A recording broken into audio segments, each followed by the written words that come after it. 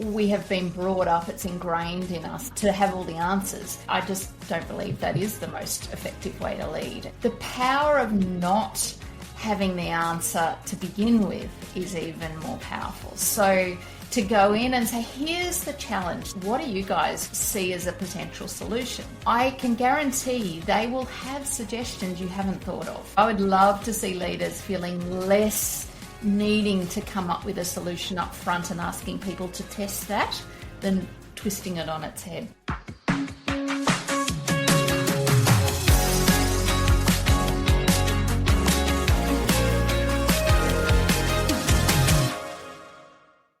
This is William Tincup, and I'd like to talk to you a little bit about Indeed FutureWorks.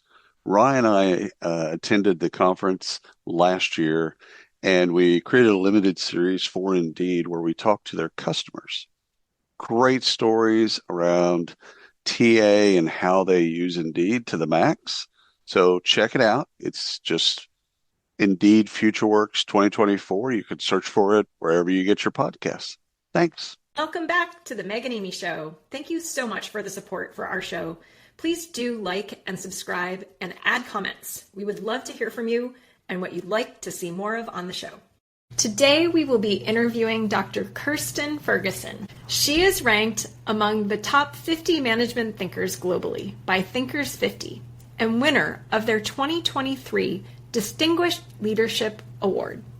Her career spans from Royal Australian Air Force officer to CEO of an international consulting firm to acting chair of the Australian Broadcasting Corporation during one of its most challenging periods. With a PhD in leadership and culture, plus 15 years as a company director across major boards, Kirstin brings rare insight into leadership at the highest levels. She's the author of 3 acclaimed leadership books, including her latest, which we will be focusing on today, Blindspotting: How to See What Others Miss. Kirstin writes the popular weekly column, Got a Minute? For the Sydney Morning Herald and The Age, and speaks at conferences worldwide on the future of leadership. Welcome, Kirstin. Thank you for having me. I'm so excited to be on your podcast. Yeah, we've been looking forward to this. And I understand, before we jump into the meat of all of it, that you have something to look forward to in November as well. Well, for pretty much all of November, I'm going to be down in Antarctica. So I'm flying to Santiago in Chile and then down to the very bottom of Chile where the ship sort of leaves, and we're going to be following in Shackleton's footsteps. So over to the Falkland Islands and South Georgia, and then down onto the Antarctic Peninsula. So I'm very excited. And I would imagine November is a good month to do that. Is it is it going to be seasickness? Is it going to be I'm terrified of seasickness, so I have literally gone to and got every single medication and technology. So I've discovered you can buy like a watch, and it's a few $100s, but it puts a pressure point where, you know, those traditional sickness bands, but this pulsates. So I am hoping that that is a magic fix along with all of the medication I'll also be taking. But it'll be thawing out from winter. So, because we're in the southern hemisphere. And look, I'm not an expert on Antarctica. I think the season's only sort of November, December, January, February is really when people can visit. So we'll be at the beginning of the season and can't wait. So cool. Those pictures are going to be fantastic. I'll have to be keeping an eye out for that. Yeah, what sort of blind spots are you expecting? Well, definitely awareness that I get seasick is not a blind spot. But I think, even as much as you read about, somewhere like that that's so different to the landscapes we're used to, I think a blind spot is that I know what to expect, but I'm hoping that I'll still be obviously overawed when I'm there, but it's hard to know. So I can't wait. I just read an article, and again, I'm just back from a trip myself that was basically suggesting that, travel is so important to creativity and innovation. So I'm sure that being in a new context, in a new environment, will probably spark all kinds of cool ideas, and we'll probably have to have you on again. Yeah, well, in fact, in the book we're going to talk about, I write about how travel is a way of reducing our blind spots because it exposes us to different cultures and different ways of living and different attitudes, and, you know, just accepting that perhaps, amazingly, our view of the world isn't the only one. All right, well, let's jump in and talk about your book. So one of the things that really hit hard for me was the story about the UK Post Office and how they prosecuted over 900 innocent people because the leaders trusted the computer and believed it was always right and had a big blind spot. And I did have to say I found that so shocking. Seeing as I think, you know, us having lived in tech, I would have assumed the opposite, that you would assume the software is probably wrong. Right. Yeah, I mean, those poor postmasters, like, I just can't, like, being gaslit all over the place. So tell us a little bit, Kirstin, about how success can become the enemy of adaptation. Yeah, I mean, I'm really glad you sort of called out that story of the post office, and I'm not sure how familiar your listeners would be with that, but yeah, it's a really shocking scandal out of the UK where there was that blind belief that the IT system couldn't possibly be at fault when all of these examples of accounting irregularities came up. So I agree with you. You would think the first default is, okay, we've got quite a lot of these poor postmasters having problems, it must be the system. But instead they decided, because they were reassured by Fujitsu that it was as safe as Fort Knox, were the words, that it must be fraud. And so these poor postmasters, who are hardly criminal masterminds, I mean, these are retirees running the local village post office. Yeah, there was 900 that were prosecuted, more than 250 went to prison. And very sadly, 4 at least took their own lives as a result. So it's been an astounding scandal in the UK, and it's still playing out. But in terms of what we're talking about, it's a classic case of, we hear about groupthink all the time, we know what that is, because this played out over decades, over many years, many different boards, one main CEO, but a couple over a period of time. And that idea you asked about, how does success impact our blind spots? We've all heard about the kind of Dunning-Kruger effect and we laugh because it's people who have very little amount of knowledge on something, obviously overestimate and think they know a lot. The opposite of that is what affects all of us as experts, is called the curse of expertise. And it's this idea that, you know, we're very good at knowing when we're right. So we know our stuff well, we know when we can be sure, but we're really bad at knowing when to doubt ourselves. And so expertise can be like a double-edged sword. It gives you this mastery of what you do, but it can also really narrow your perspective. And particularly once we start getting rewarded for being right, we start overvaluing our own certainty and we stop questioning it. And that's what happened in the post office. But while that was on a massive scale, we do it all the time. You know, we're always relying on, it might be just a problem that someone brings to you and you think, oh yeah, I've seen that 50 times before, this is how we deal with it. But in fact, circumstances have changed. The way the world is operating has changed. The technology available to solve it might have changed. Yet we're relying on that way we've done it before. And so hubris is a particularly powerful blind spot that we can all fall victim to.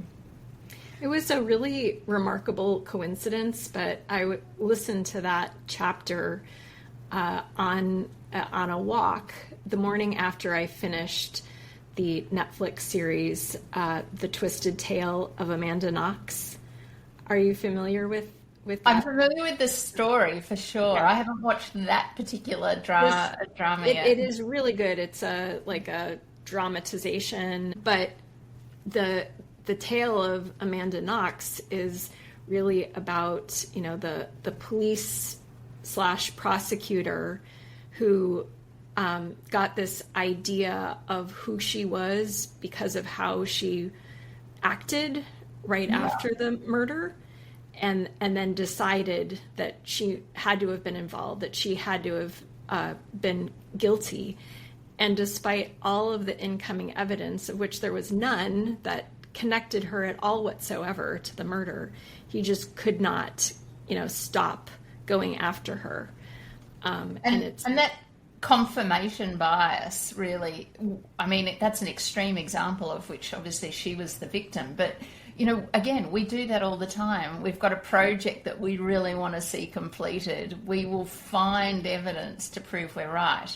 If my husband and I are debating something in the world, I will go and find whatever I need to show, look, I am right here on this. And it's not necessarily done with intent generally, we're unaware we're doing it. And that is what is the biggest worry. If you're aware you're doing it, you've got other motivations going on. In most cases, you are unaware. And they're those thinking biases that this book, Blindspotting, I'm really trying to help overcome and at least identify and give some practical ways we can deal with them. Yeah, one of the things that really plays into this too is both expertise and power. So one of the challenges you run into is oftentimes when you're in a position of authority or a position of power, people will defer to you and your expertise. And that puts you in a double bind in the sense of, when it's working, it's great. But when it's not working, people are less inclined to tell you that, like, hey, they disagree or you might be wrong. One of the things that I've done frequently in my career is have certain people whose job it is to tell me where they think I'm wrong, as opposed to make it their job to agree or even push back, but to really invest in thinking about what am I missing as a leader and how can I get other points of view. But what I've found is that only works if you're explicit in telling someone you need them to take that role. Because without that, especially someone like me, I'm a really strong personality and I tend to have a lot of thought behind my point of view. It becomes really hard for people to feel comfortable to debate with me, especially anything that they don't feel particularly strong about, but yet can be really important to what decision we're taking or what plan we're taking. And so tapping someone whose job it is to identify blind spots and to think about where might the logic flaws exist is a tool I've used. Do you have other examples like that? Yeah, and I think you've really hit on something important because we role model as leaders, obviously, what we want to see more of. And as a leader, I think we have been brought up, it's ingrained in us, and I wrote about this in my last book, Head and Heart, to have all the answers. We feel that that's our role, is that something's come along, we've now got to have the answers. But in 2025 and going forward, I just don't believe that is the most effective way to lead. And my question to you, and let's separate out a crisis. So where there's a crisis or something out of the ordinary, I think leaders absolutely have to step forward with all the answers or to the best of their knowledge and say, here's the direction I'm thinking we're going to go. Obviously, tell me if I've got something wrong, but right now I need you to just follow me, trust me, off we go. So park that. Let's just talk about those much more 90% of the time when we're just having general sort of strategy discussions and overcoming issues.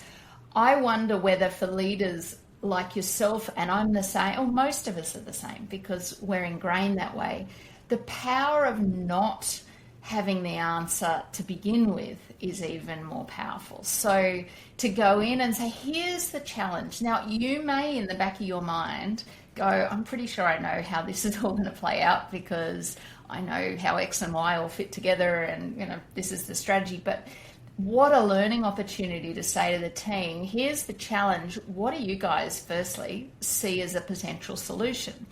Now, I can guarantee they will have suggestions you haven't thought of. They just will, which will make whatever you then come up with to say, let's wrap in your ideas, Meg, and with you, Amy. And you're obviously integrating that into whatever you think is the solution. But I just would love to see leaders not feel the need to set the tone at the outset with a response and then be saying, come to me and tell me what I'm wrong, because that sets a very different interaction with your team than leaving it open to begin with, assuming you've got the time and all of that sort of thing. Or if you have a different approach and sort of say, here's what I'm thinking, but I know I've missed something. So as you're saying, it's giving permission.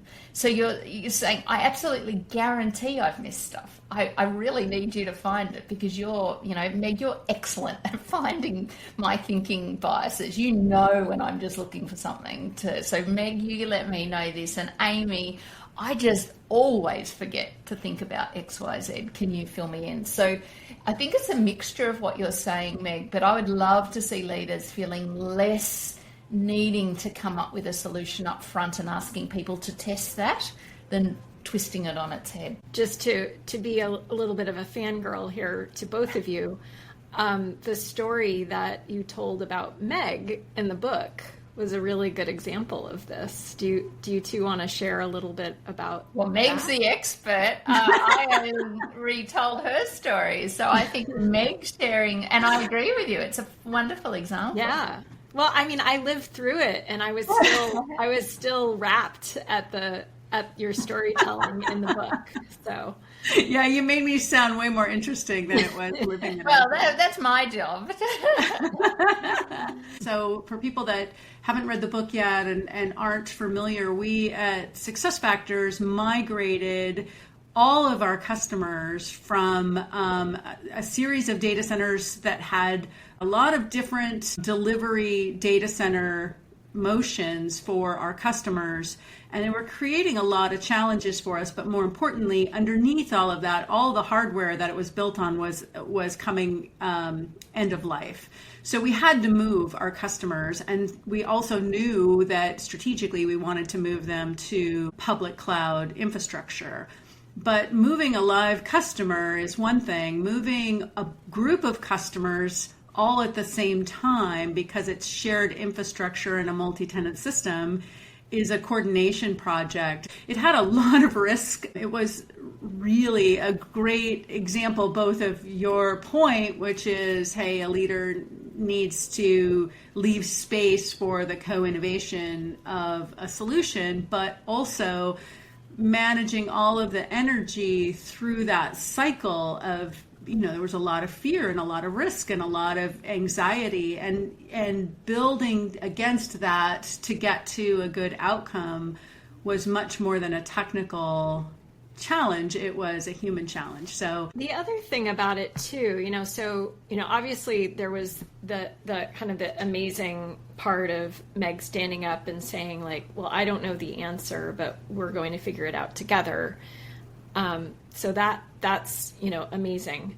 But then there's this other part, right, where the first ideas from the team were terrible, right? Well, they were from memory, they were unrealistic. Yeah, we'll do one at a time, and we'll handhold, and we'll do this, and which is lovely. I mean, it's a very nice thought, but it would there was no way that it could happen. So, like, I guess my question for both of you, but maybe I'll start with you, Kirstin, is like, well, how do you navigate like those really terrible ideas? Even if you are being really open and really curious, like, what's the best way to navigate those? I mean, I'm an Australian, we're very blunt, so I would find a way to say, oh, look, I'd love to do that, but I'll be dead before we've actually finished the project. So, but you have a great accent, like that. You can get away with that. Yeah, given none of us want to be doing this when we're in our 90s, and I think what Meg described, and you came through in our interview and it's in the book, is that when there's clear parameters, that helps give a bit of a sandpit. And so to those people who, and I think what Meg did really well was recognizing that different teams and different individuals had different needs. And so the people who are really in need of certainty, and I sort of refer to those as knowers, they want to know how we're going to do this and how's it going to fit with what I know and my expertise. You almost need to redirect them a little. It's not that you want to dismiss their skills, because gosh, you need them to actually make this work, but redirecting them into a more realistic scope and parameter is helpful. But I think the majority of people that were able to help make this a success were following Meg's lead as a seeker. So you were really seeking the answers. How do we, asking really good open-ended questions, how are we going to do this? And to me, the most important 4 words in the world around this topic is I don't know yet. And it's that yet. And Meg, you're able to give that confidence that I have no idea right now how we're going to do it, but I know we're going to figure it out. And that can sort of help reaffirm those people who are looking for certainty that you believe that we'll get it done, but, there's some realistic boundaries about what's going to work. Yeah, one of the things that I learned in that process that was kind of additive is that some of those knower personas were really a little bit of learned behavior, because there had been past big initiatives that had not gone well, and there had not been the right kind of support and executive air cover. And so one of the big unlocks was building the trust within the team that I was willing to take the risk with them versus push them towards the risk and, wasn't going to be there to support them when things got tough. And, that trust is earned, but it is progressive. And so at the beginning, of course, there was a lot of doubt, and over time, sort of building that trust so that it wasn't just a succeed or fail, but the belief that we were all in it together and that we were going to get through it together. And the reminding of the team that one thing we were really good at was recovering when things went bad. So we had more tools than most groups in how to navigate if something had gone wrong. And I think building that reminder and that confidence in the team. But again, I think you can only model that seeker mentality if people truly believe your intention is, genuine towards them as well. And I think that was a big part of it. And I mean, we as humans have an incredibly attuned bullshit radar. I'm just going to claim I'm Australian, so surely that's no. Okay. We love profanity here. Okay, well that was my mild. But we do. We can tell when someone is bullshitting us. We just know. Yet we have this bias that we believe no one else can tell when we're bullshitting them. So. Right. If you don't know, it's generally fairly obvious to everyone else. And you can build trust and respect with your team if you're able to share that at the outset. Now, not everyone can. And some feedback I certainly get from people is if I said that in my workplace, I'd lose my job. Well, if that is, and to be able to say, I don't know, I don't know yet.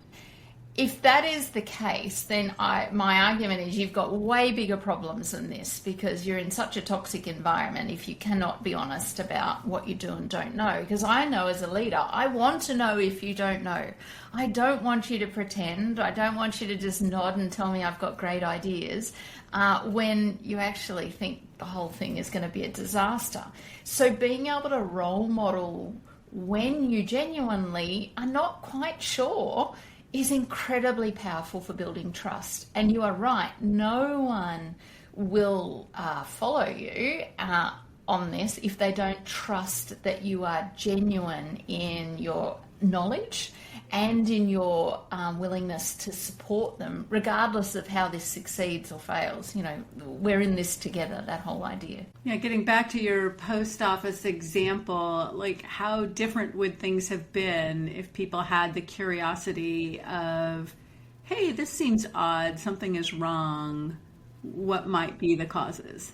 So I look at the board and the CEO of that. And again, it's important to note that over this post office issue, this was over something like 15 years. So this is a lot of people that didn't question what was going on. And it was in spite of all evidence that, this was not a one-off. There's a lot of people.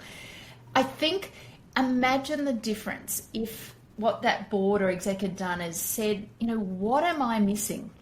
Okay, I really believe the IT system is working, but, I can't argue against the fact that there's all this evidence telling me that something's not right.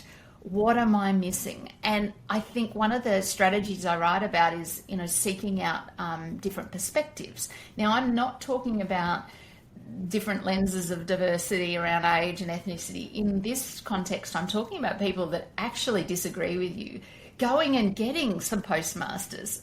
There was one particular representative, Mr. Bates, who's become very famous. I think he's Sir Bates now. But going and getting him and saying, what am I missing? I can see that you are adamantly of the view that it's not to do with the IT system. Tell me.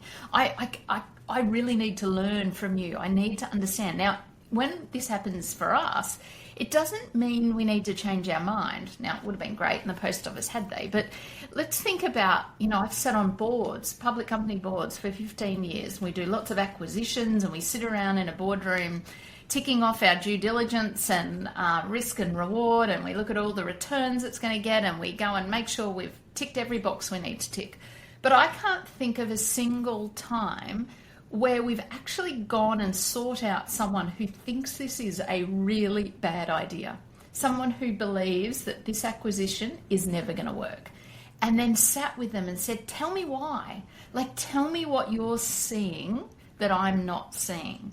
Now, again, it doesn't mean we might not have done the acquisition, but gosh, there's some that I look back and think, actually, if we'd asked and really listened, so not just ticked the box and gone, I've asked him and gone on with it, but really listened, I suspect there would have been acquisitions we would never have gone ahead with.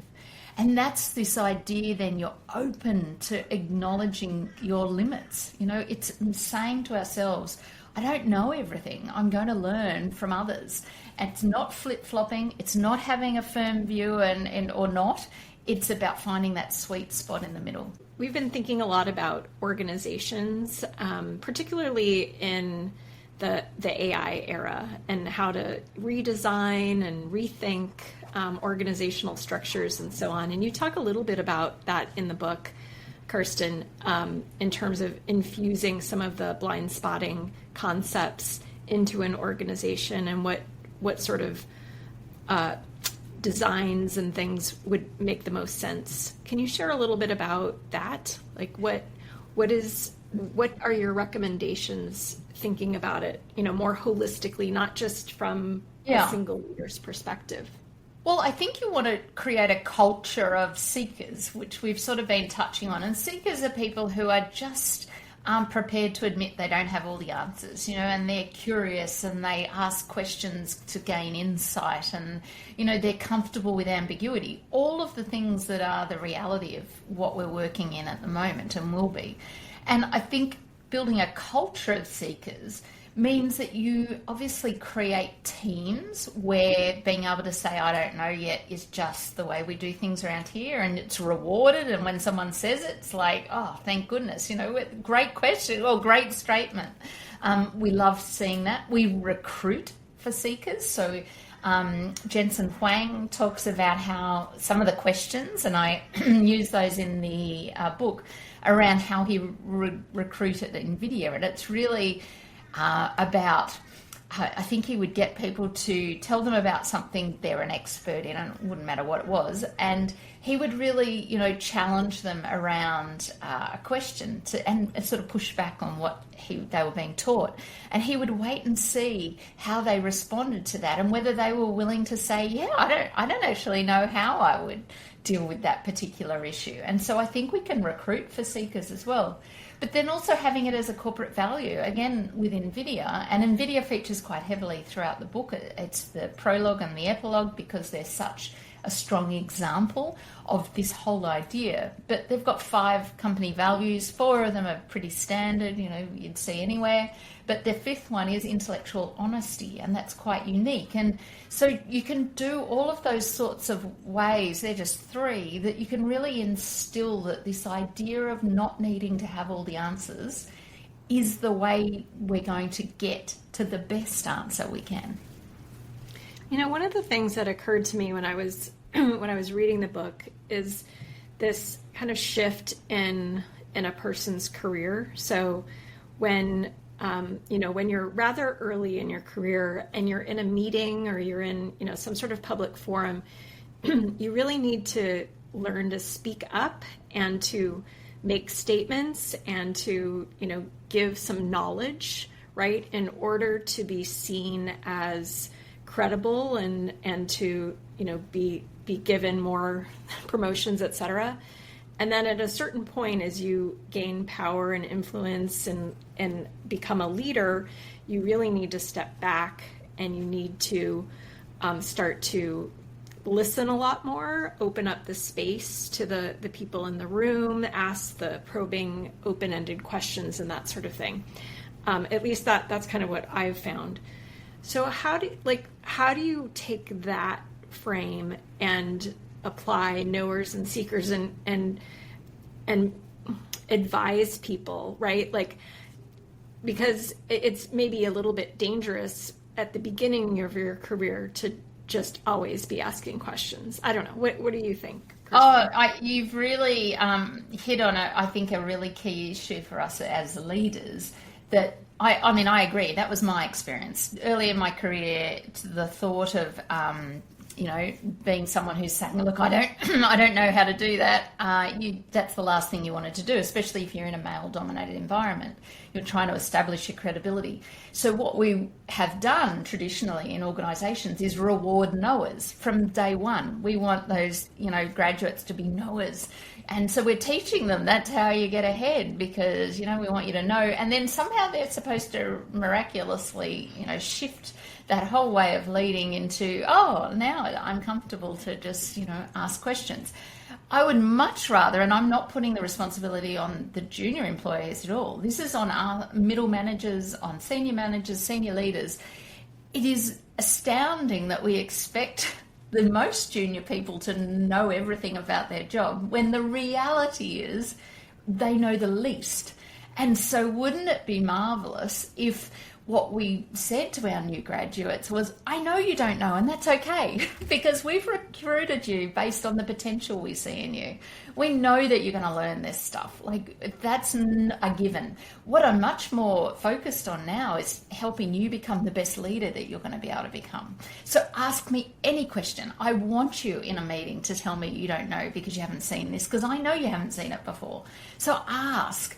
And I think we say it now, we say, you can come and ask me anything, but can they really? What happens when they do? Does the man next to them who's more confident get a promotion over the woman because she's been asking questions? There's all sorts of nuance that's going on.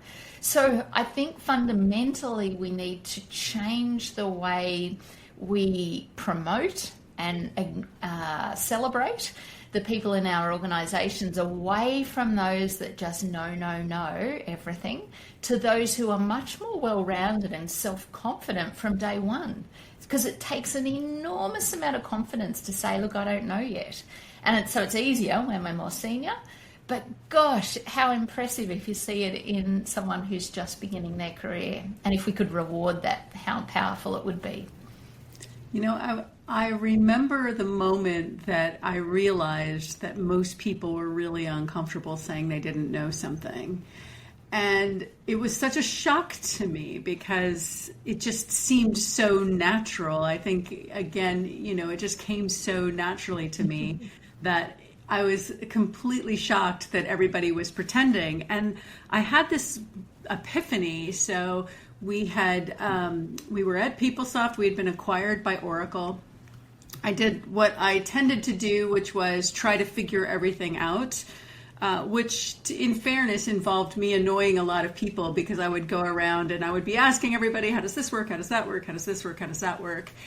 And I realized that one of the things that I accidentally got in trouble for or really tripped up by was when somebody would explain something to me and I couldn't really understand what they said, I would assume that I had asked the question improperly. And so I would ask again and I would ask again. And it just like I didn't quite pick up on the cues that, well, they really didn't know themselves.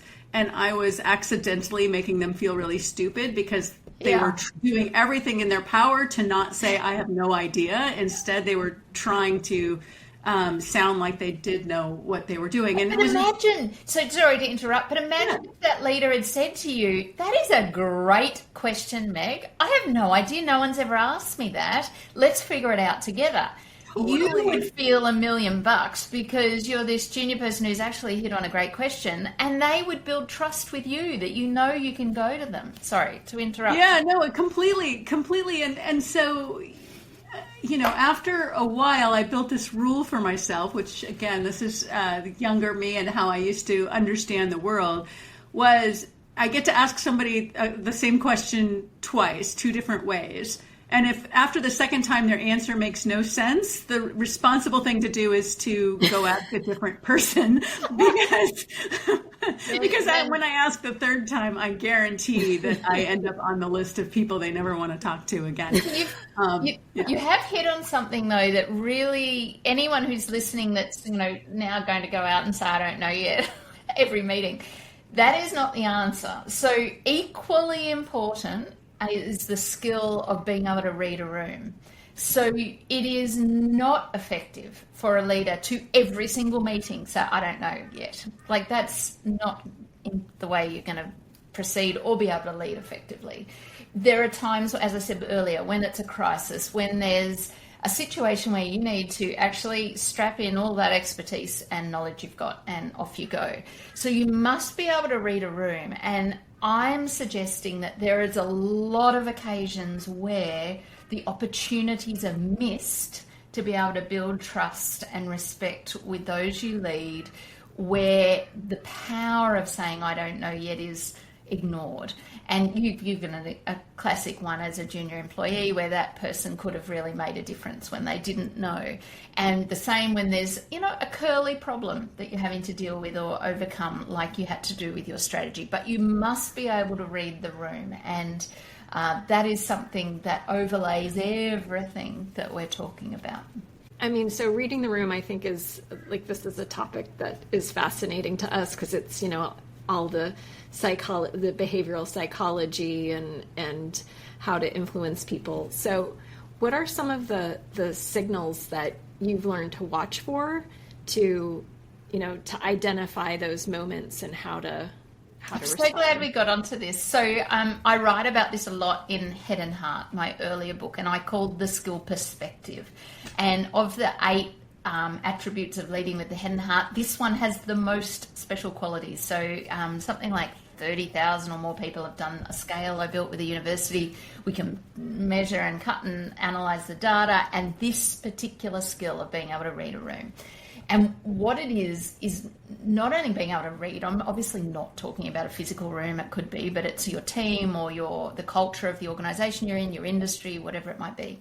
You notice who's in the room and some of those signals, which I'll talk about, but you also notice who's missing from the room and who's in the room but not saying anything and what's going on outside the room. So it's the hardest one for me to articulate, and my feedback I've received on this from neurodivergent people has taught me the most about this attribute.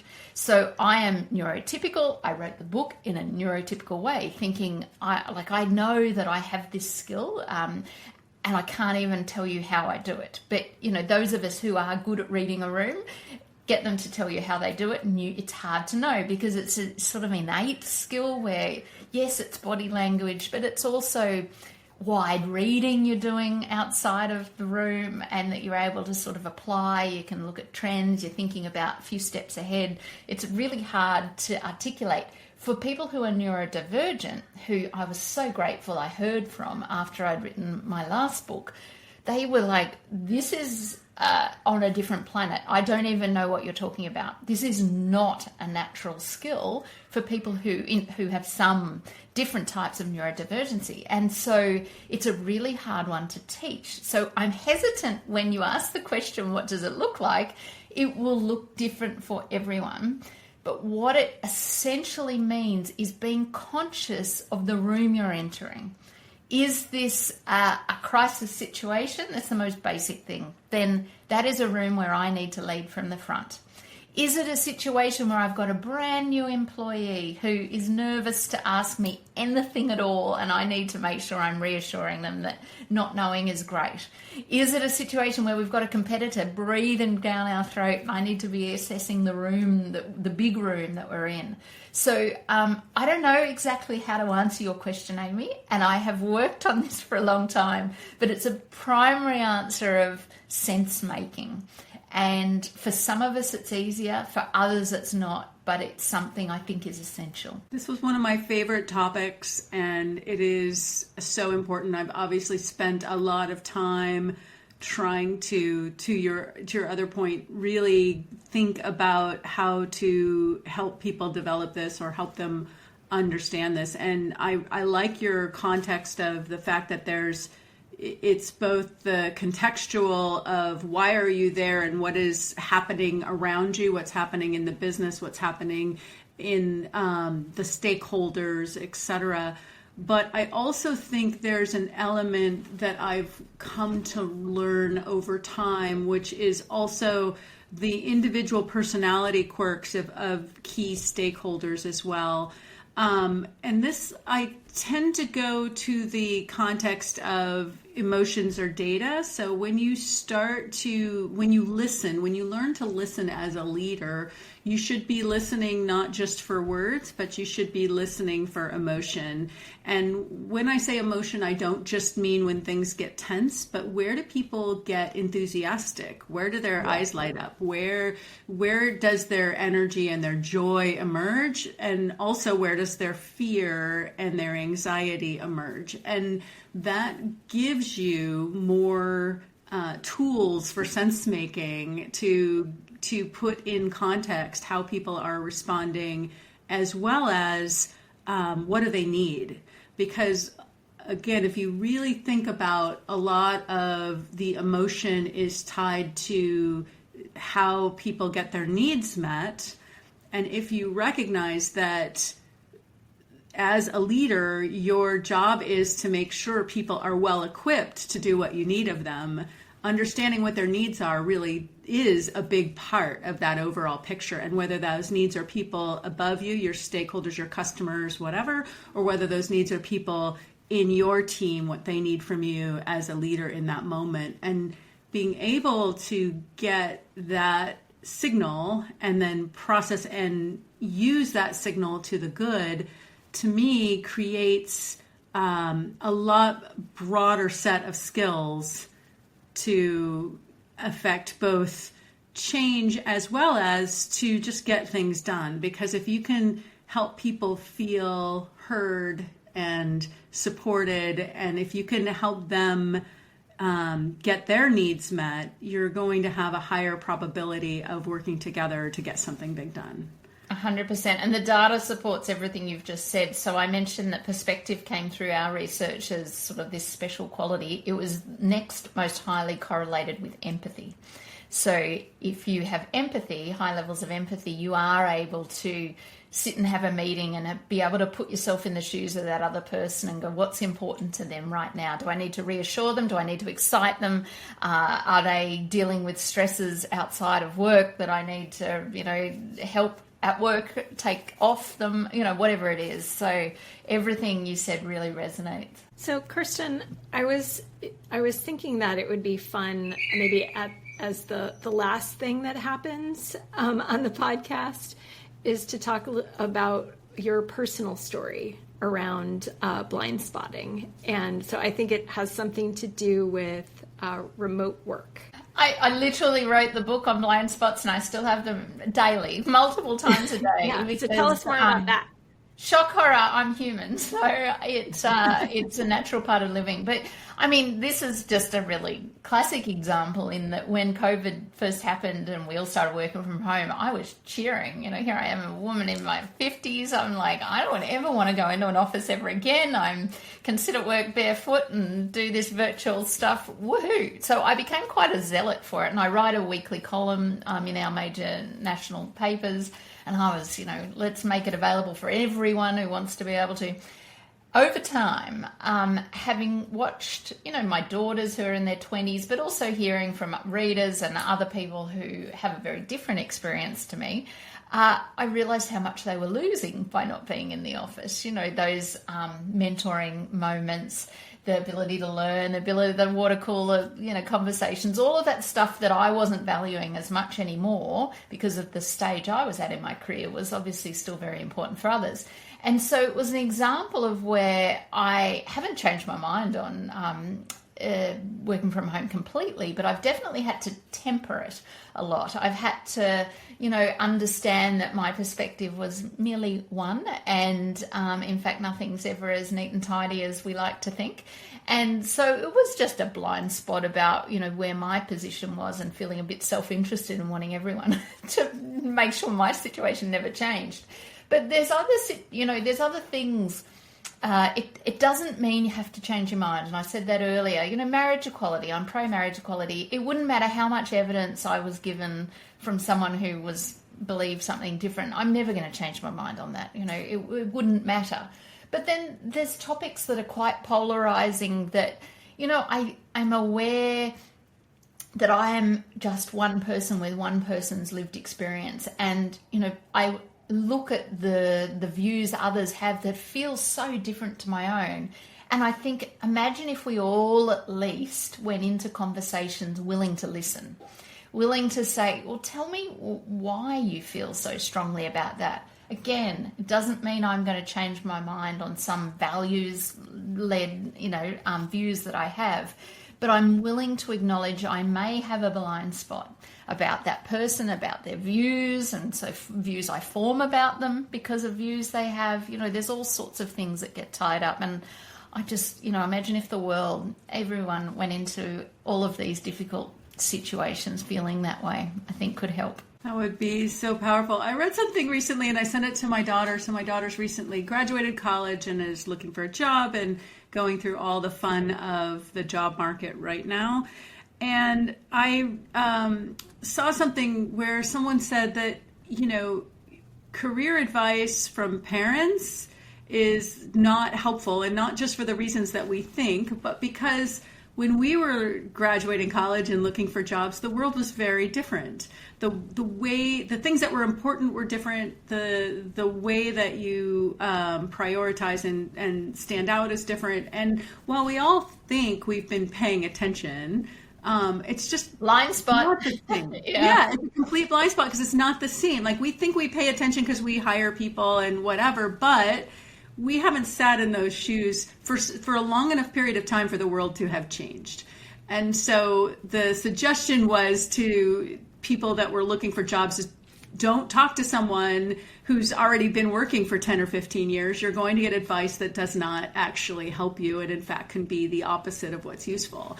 And I think that is a big part of the forward-looking truth for all of us, is that we not only have developed points of view based on our lived experiences, but also about a world that existed when we developed those beliefs and those learnings and those understandings of how things work. And some of those experiences are very helpful in how we look forward and come to new ideas. But some of those are actually really harmful and massive blind spots to what the future really needs from us. And so getting into that learning and seeking space, I think in this moment becomes even more important, because so much of how work is going to happen, how the world is navigating all of this change is really different than when we built the skills and the tools that we use to have the expertise that we have. So I think every single one of our listeners and everyone out there would really benefit from taking the tools of your blind spotting book and taking them to heart, because there's a lot to learn right now. And a lot to unlearn, to your point. I think the most effective leaders are the people who can now unlearn what we've been carrying around and pivot in a way that, is going to adapt us for the future.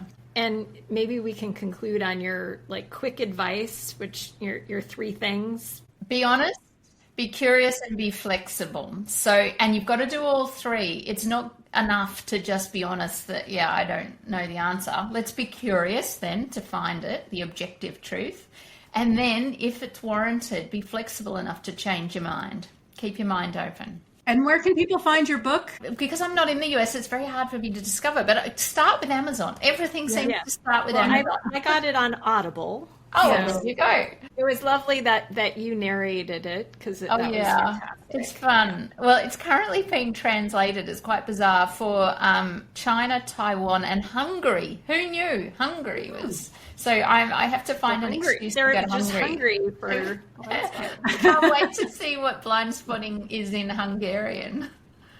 Well, if you've ever looked at the written language, it's got a lot of letters. Yeah, I know. I'm excited to see the cover. I haven't yet seen it. But, It's just, nothing is recognizable, where most of the places you travel, you can look at signs and you might be able to sort of deduce what the thing is that you're talking about. But that's a little like Japan. I'm going back to Japan soon, and it's really quite difficult.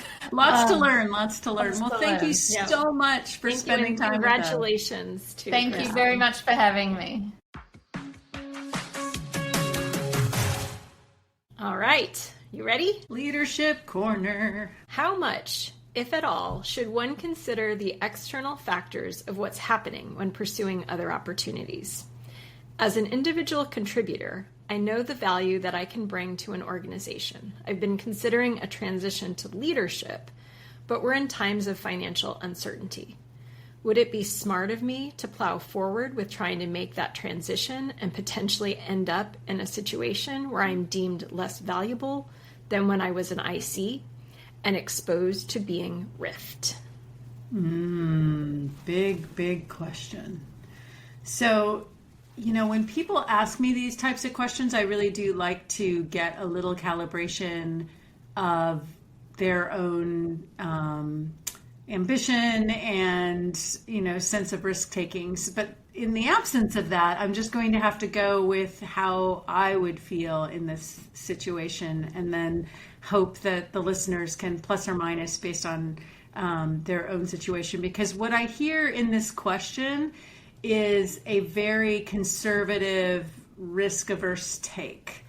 And I appreciate that, because it is true. This market is non-trivial. It's tough. But at the same time, I would ask myself, where is my biggest learning zone? Because at the end of the day, I think your highest value comes when you're learning and growing as an individual. And so I wouldn't necessarily say don't take a leadership role. I would absolutely say, hey, where is the value in the leadership role, that opportunity that might be available to you? And is that value tied to something that's structurally critical for the business? So instead of making it just about you, make it about the opportunity, but absolutely pushing forward to a growth zone, because no matter what, it's the growth that helps you have confidence in the contribution that you make to an organization. In other words, I don't think it's safer to just stay as a contributing IC if you're not growing. I think that's a risk zone as well. And so I would encourage you, if you are feeling the opportunity to do something new, I would encourage you to really pursue that, but pursue that in an envelope that protects you from potential downside, because you can always go back to being an IC, but getting opportunities to step into a leadership role really are hard to get. And so making sure that the one that you take is tied to something that's important to the business and that has the right sponsorship, and making it clear probably to the leadership team that that you're in this to be the most valuable employee you can be, and that you're willing to adapt as the business needs adapt. I think that can create a better safety net for you than just staying with your head down. I'm going to turn a little bit back to you, the asker of the question, and kind of question a little bit about your motivation in terms of being a leader. Is this something that you have wanted to do for a long time? Is this something that you're passionate about? Is this something that you've been working towards for a while and have been doing, non-managerial leadership work to do that? Like, is this something that means a lot to you? And I guess that is related to what Meg was saying in terms of like, is that a growth? Is that a learning zone for you? Because if it is, then I would say go for it. Now, on the other hand, there's a lot of reasons to become a leader that are not motivated by passion and love for leadership, and it's more about just getting a promotion of the external value system of a leader is better, or making more money, or what have you. Like if it's all kind of wrapped up in that, but it's not really this sense of like, oh, I want to lead, then I would say maybe not, right? Maybe you can look at ways to take on different IC opportunities that again get you into those growth and learning zones. So I think you need to really think about, is this, where is this in my heart? The other side of it is kind of back to the risk taking, and then kind of your own financial situation, your own risk. I mean, so like Meg said, it sounds a bit like you have, family obligations, you have financial obligations that make you worried. So you probably need to just, regardless at this time, I think it's really important to look at your financial situation and to see, what kind of leeway you have, because you're not safe anyway, right? Like you never know what's going to happen. So I think it's good mentally to be thinking like, well, what if I were laid off tomorrow? What would the world look like for me? And let's assume that I'm not going to get a job for the next 12 to 24 months even. I mean, that's what we're like, what would I need to do? And to put yourself into that mental space in order to kind of get out of this like nervous, fear-based view of things and allow you to follow your heart and your dreams. Hey, so this is a plug to watch the Financial Freedom episode as well, because I think this is the most important piece of advice. So 2 things you said, Amy, that I feel like are really worth doubling down. You should never go into a manager job for status or prestige. You should go into a manager job because you believe you have something to contribute as a manager, and you're signing up to build the skill to do that work, because it's a very different job and a very different skill. So for sure, I'm completely in alignment with you, Amy. If that is not your motivation for considering it, then you shouldn't be doing it anyway, because the world does not need more mediocre managers, right? So if you're going to do it for the right reasons. And then for sure, everybody right now should be looking at your own financial situation to give yourself confidence and stability and options going forward, because none of us can say for sure what's going to happen professionally for any of us going forward. And we're all better off for not being at the mercy of the markets right now, but instead being able to really grow and to contribute in the way that makes the most sense for us. So great advice, Amy Wilson. Beautiful summary. Meg-splaining is my favorite kind of explaining. Oh, I know. I'm so sorry. Oh, I meant it in a good way. All right, so we've come to the end of this wonderful episode. What a delight to have Dr. Kirstin Ferguson on the show, and what a neat surprise it was that in chapter 20 something or whatever it was to see Meg Bear in the spotlight. That was really fun, Meg. Yeah, quite hilarious. You have these conversations and then you forget, and then all of a sudden people really do write the book they said they wanted to talk to you about. And I'm always impressed with all of you authors out there that are able to take these stories and turn them into really helpful manuals to make the world better. So what a delightful episode. Yeah, and when I was listening to the acknowledgments at the end of Kirstin's book, she acknowledged Adam Grant, who wrote Rethink, right? Yes. Which had a lot of kind of similar themes. And so it was really they're kind of an interesting pair of books. And so I kind of want to go back and reread Rethink and then reread Blindspotting again.